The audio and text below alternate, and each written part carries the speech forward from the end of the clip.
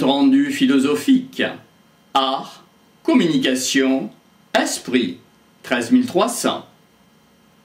6. Compte rendu. Ce qui s'opposera à l'ego, ce sera la mutation. La mutation, qu'est-ce qui en fait sa spécificité? Comment entrer en contact avec ce qu'elle véhicule? Quelles sont ses caractéristiques? On aurait une image stéréotypée de la mutation, en voulant expliquer sa nature. Ainsi, atteindre, pour les Asiatiques, le nirvana, le présent, ou l'ici et le maintenant. Tentons de définir de la mutation ce qu'elle est. Qu'est-ce qu'elle implique comme conséquence? Dans le monde traditionnel, l'être humain évolue dans 3 dimensions, plus le temps, c'est-à-dire 4 dimensions. Un rappel, la dimension 1, c'est la ligne droite. La dimension 2, la surface. La dimension 3, c'est la forme, le relief, plus le temps. La mutation est une dimension nouvelle. Notons qu'un état irréversible ne peut pas être effacé. Ainsi, comprendre entraîne à interpréter. Par l'écoute active, cela impliquerait cheminer ensemble.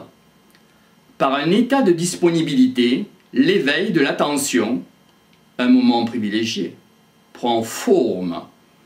Il s'agit d'une brèche dans la conscience.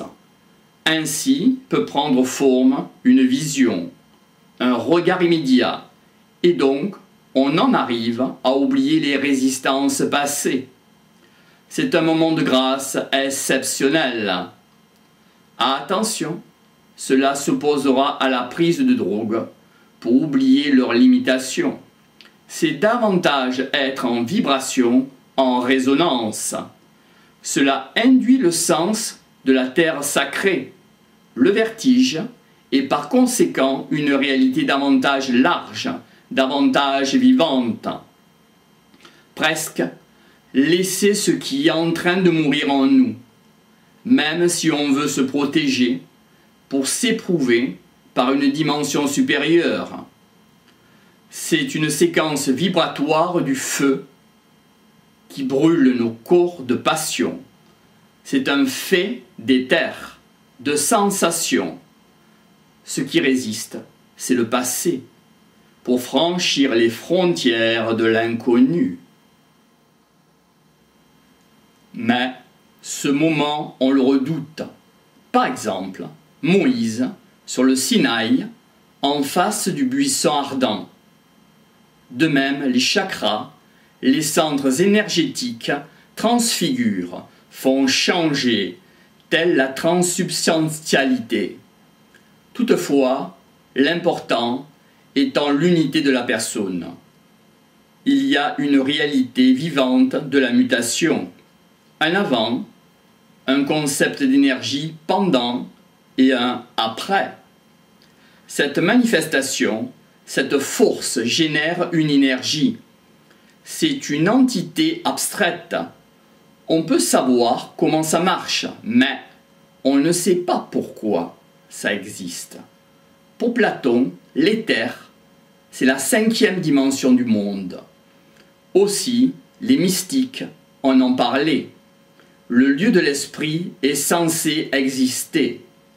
Notons que la magie ou la religion sont, en l'occurrence, des fourre-tout universels pour les phénomènes de la pensée, dits ésotériques.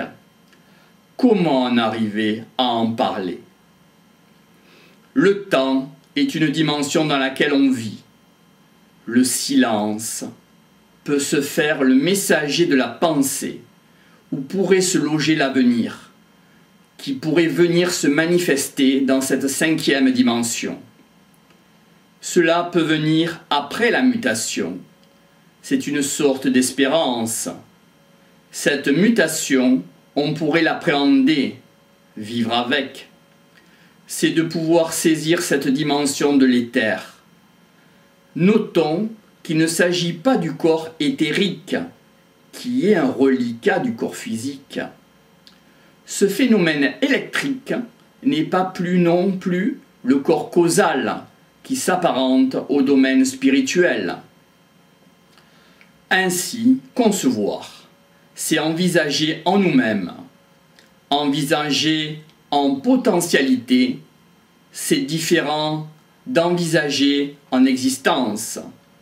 Envisager en espoir, cela signifie qu'il n'est pas déployé. Par le regard fugitif, avoir cette conscience de se penser autre, être en dehors des 4 dimensions. C'est une façon de penser le monde. L'intelligence ainsi s'oppose à la grâce de la 5e dimension, de même que l'évolution s'oppose à cette dimension autre, qui n'a pas de lien avec les 4 dimensions. Enfin, si la dimension du temps est subjective, le rêve, on n'aurait pas de preuve que ça existe.